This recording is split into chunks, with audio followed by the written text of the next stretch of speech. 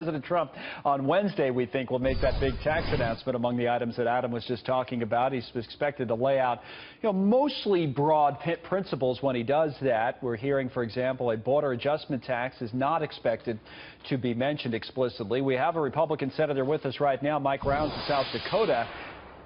So what do you think, Senator? Is broad okay with you for now, or would you like to see some more specifics this week from the White House?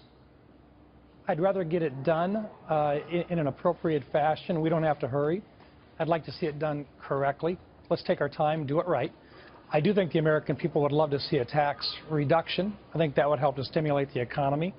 I'd like to see some simplification, but let's take it and move it through in an appropriate fashion that we can really do it correctly. Let's not hurry and make some mistakes.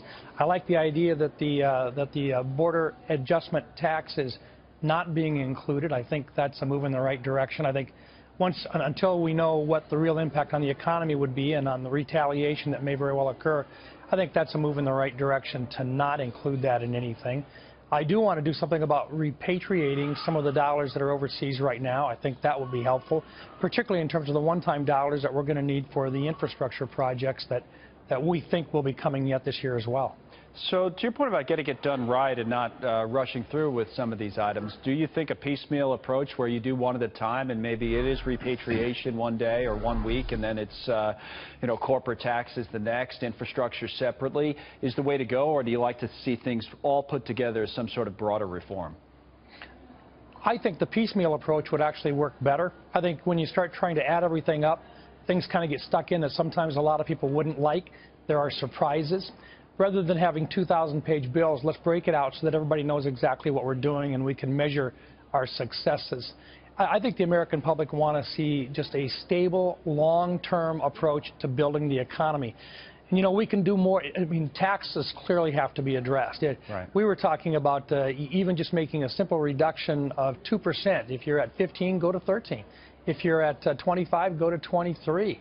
And as you move that forward, I think just building that back into the economy itself would help with growth. And really what we need, we've got to have growth in the economy. If we don't have growth in the economy, we're never going to start paying our bills. And one way, and maybe we look at this too much on a day-to-day basis, that you see that is that the reaction in the stock market is there. Today it's maybe more about France, but just in general, you talk about lowering taxes, then stocks go up, and you talked about measuring your successes, and maybe that's part of it, putting quote-unquote wins on the board, right? Is all of this contingent, though, on getting health care repealed and replaced, or can it be done separately? Why not just go with taxes or some of these things that you're talking about first? We have to do something about ObamaCare. We have to make it work. Because of the $1 billion, sorry to interrupt, because of the $1 billion in savings, or is it, in other words, they have to work together, the taxes and the health care, or you're just talking separately as kind of a, as an ideological issue? You have to have a way to finance health care. The American people have to have health care. And if you have a private sector that's basically being taken out of the insurance market right now, the financing of health care can't rely on government subsidies. If you're relying on government subsidies, and the taxpayer is going to pay the bill, and we can't afford to pay the bills right now the way it is. So we've got to get more and more people back onto group insurance. We've got to get the private sector back actively involved in creating new ideas about how to innovatively fund health care. It's not working under ObamaCare. It really is in a death spiral.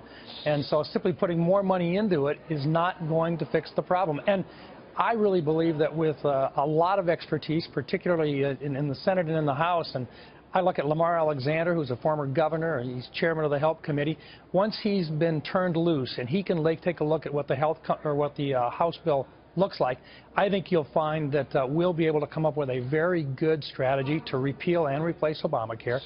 And it'll be one that will long-term have stability in the health care market. Just to be clear about what you're saying, Senator, are you saying that there's nothing that can be done on taxes if health care is not done first? No, absolutely not. I think they are separate. When you try to combine them, that's when I think you have the problems. I think they are separate. You can try to combine them, but if you do, I think you're looking for problems. I guess that's my point, is why not just go with some of the tax items if they're simpler wins? Like if you can get it done easier, why not just go with that first and just, work on health care in the background? But to your point earlier, put some W's up on the board, so to speak. Yeah, look, as far as I'm concerned, that would work as well. But we can't simply forget about health care, because that has to be done. We've got a lot of groups out there right now that were grandmothered or grandfathered in that will be coming out of that grandfather clause. And we're going to have to protect those thousands of groups that are out there from the huge increases. I mean, you talk about a nightmare for folks that are on the individual plan. Look out what happens when those grandfathered groups are forced to go into the new programs, because they've been grandfathered in for a period of time and they haven't had the huge increases that the individual health market has had.